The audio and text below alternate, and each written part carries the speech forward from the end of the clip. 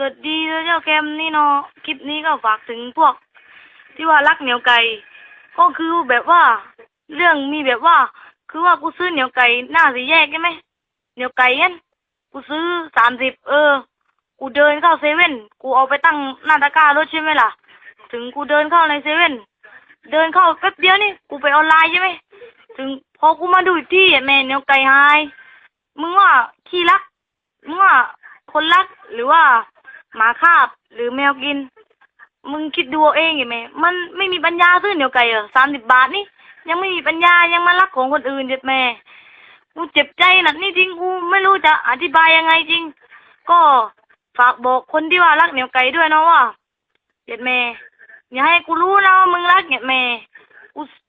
กูเอาเหนียวไก่ยัดปากมึงแน่มึงจำเอาไว้เจ็บแม่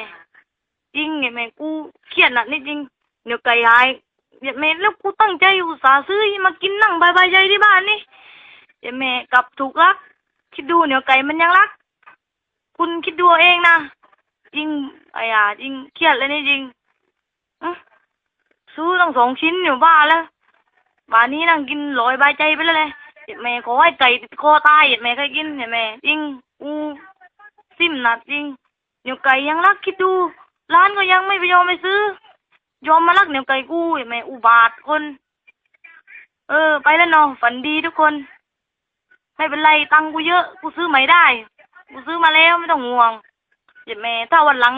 ถ้าไม่มีปัญญาถ้าอีกกินจริงๆบอกกูนี่กูซื้อให้เจ็บแม่นี่มารักของกูเจ็บใจนะเจ็บแม่เบี้ยกูยังนี่ในกระเป๋านี่เป็นปึกเจ็บแม่จริงไม่อยากอีโม้ไปเนาะบ๊ายบายฝันดี